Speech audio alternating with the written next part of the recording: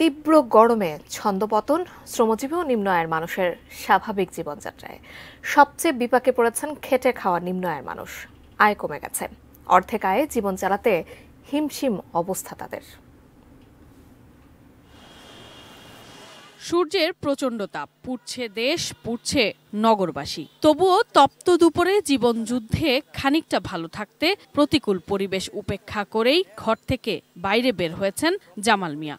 তার মতো খেটে খাওয়া অনেক মানুষের প্রতিদিনের গল্পটা ঠিক এমনই। গরমের জন্য মনে ইনকাম খুবই কমে গেছে, লোকজন বের হয় না।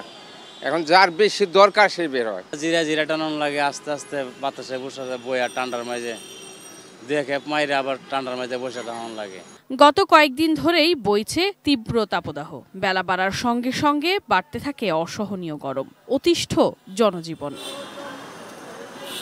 তবে দিনমজুর ও খেটে খাওয়া মানুষদের দুর্ভোগ বেড়েছে অন্য সবার চেয়ে বেশি।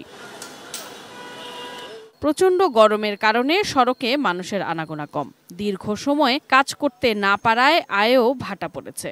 তাই স্বাভাবিক আয়ের চেয়েও কম রোজগারেই মেটাতে হয় নিম্ন আয়ের এসব মানুষের পরিবারের চাহিদা। একটা গাড়িলে বাড়িলে নিনজে আপনি 2000 টাকা ইনকাম করলো, 1200 টাকা জমা, গ্যাস 300 টাকা, এবার নিজে খরচ আছে, এটা দিয়ে হ্যাঁ পড়লো আমার। আমরা একটা পান আনলে মনে করেন 2 দিন রেখে বেচতাম, এখন মনে করেন ওটা থাকে না, একদিনের ভিতরেই শেষ, ক্ষতি বেশি হয়ে যায়। একেবারেই নাজেহাল অবস্থায় রিকশা চালক, পথচারী, হকার, ফুটপাতের ক্ষুদ্র ব্যবসায়ী সহ খেটে খাওয়া মানুষ। তবুও বেঁচে থাকতেই জীবন ঝুঁকি নিয়ে এমন সংগ্রাম। Sadia Nancy, ATN news, Dhaka.